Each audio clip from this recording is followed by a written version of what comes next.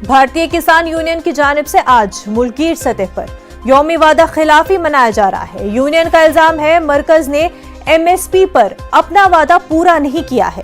राकेश टिकैत का कहना है कि तकरीबन 1 साल तक चले एहतजाज के दौरान किसानों के खिलाफ दर्ज किए गए मुकदमात भी वापस नहीं लिए गए।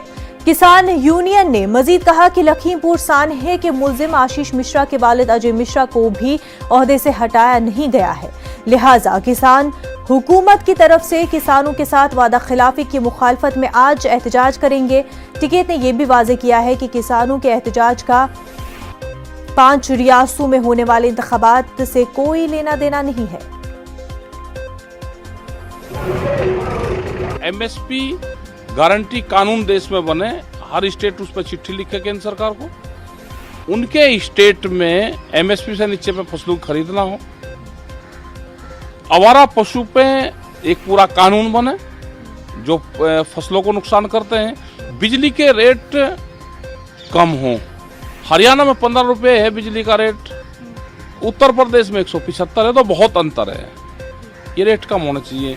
पंजाब फ्री है तो पानी किसान को फ्री हो, ये भी एक मुहिम चलेगी। एजुकेशन हो, हेल्थ है, एजुकेशन है, रास्ते हैं, इन पे काम हो। दिल्ली से हमारे नुमाइंदे रवि मिश्रा हमारे साथ जुड़ चुके हैं। रवि, किसान एक बार फिर जो है विरोध के मोड में नजर आ रहे हैं और ऐसे में विरोध दिवस मना रहे हैं हुकूमत के खिलाफ।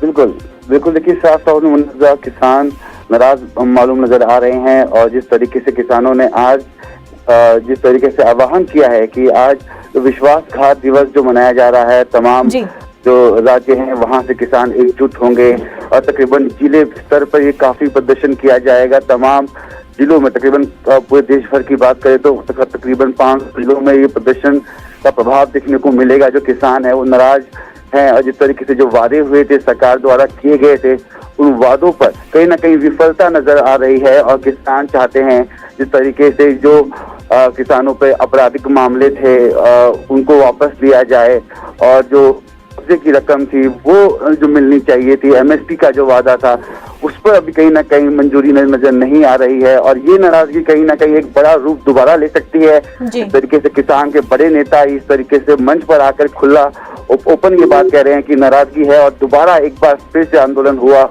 किया जाएगा, संपन्न किया जाएगा। तमाम जो किसान नेता हैं वो नाराज नजर आ रहे हैं। सरकार द्वारा जो वादे किए थे पिछले 9 दिसंबर को, उन वादों पे कहीं ना कहीं सरकार और किसानों के बीच में जो विफलता नजर आ रही है उसको लेकर आज एक विश्वासघात दिवस मनाया जा रहा है और तमाम जिले स्तर पर किसान एकजुट होंगे। एक क्या कहते हैं मेमोरेंडम सौंपा जाएगा और अपनी बात सरकार को बताई जाएगी कि आपने जो वादे किए थे उन वादों पे कहीं ना कहीं मंजूरी नहीं हुई है और उन मंजूरी को कहीं ना कहीं नामंजूर करते हुए किसान आज एक विरोध दिखाते हुए ये एक विश्वासघात दिवस के रूप में मना रहे हैं। देखना यह होगा कि सरकार के कानून पर इसका कितना प्रभाव पड़ता है और क्या दोबारा किसानों के बीच में और सरकार के बीच में जो समन्वय है वो बन पाता है, लिखने वाली बात होगी। रवि, और क्या ये कहीं ना कहीं एक सिर्फ हुकूमत पर दबाव डालना नहीं बल्कि लोगों को याद भी दिलाना है कि वोट डालने से पहले याद रखें कि क्या कुछ किसानों के मसाइल है वो भूले नहीं।